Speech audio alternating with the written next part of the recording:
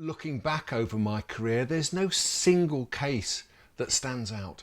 The investigation of the death of Princess Diana was unique and individual and very special.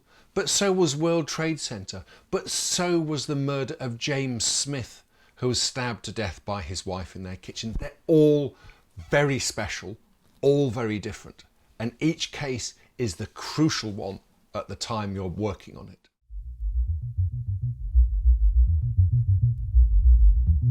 I decided to become a forensic pathologist when I was about 14 years old because a friend of mine brought a book into school that he'd nicked off his dad's bookshelf, and it was a book about forensic pathology, and it had photographs of dead bodies and murder scenes, and it told me how the pathologists worked with the police to solve crimes and send people to prison. And that, 14 years old, was when I decided to become a forensic pathologist. Being a forensic pathologist means, of course, you have to see lots of pretty awful things.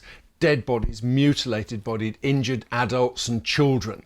And we have to deal with it by focusing down and becoming totally professional.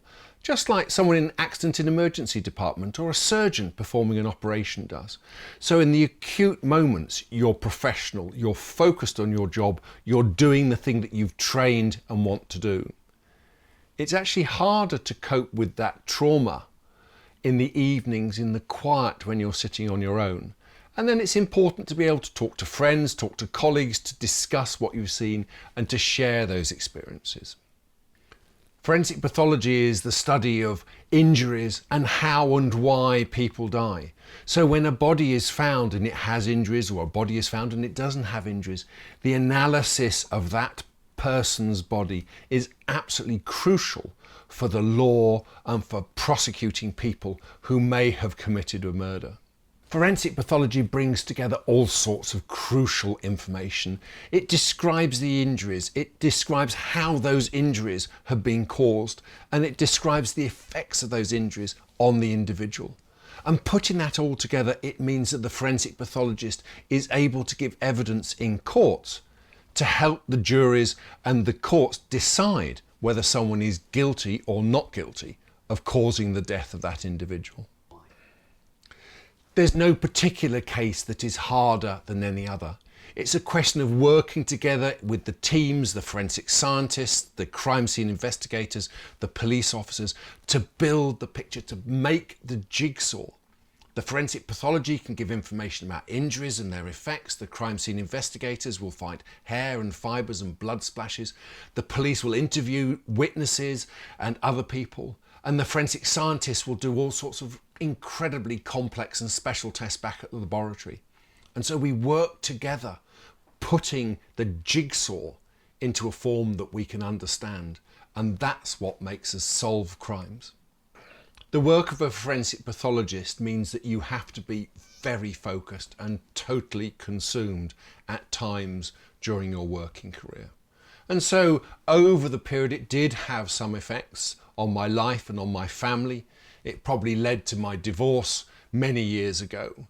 But other than that, it's provided me with a lot of interest and a lot of stimulation and excitement to follow through with this career as a forensic pathologist. A forensic pathologist has to be able to focus, to concentrate, and to be incredibly accurate and precise in their descriptions. So I guess there's an element of OCD is really quite useful for a career in forensic pathology. But I would say, as I look around my colleagues, I don't see that every one of them has exactly the same traits.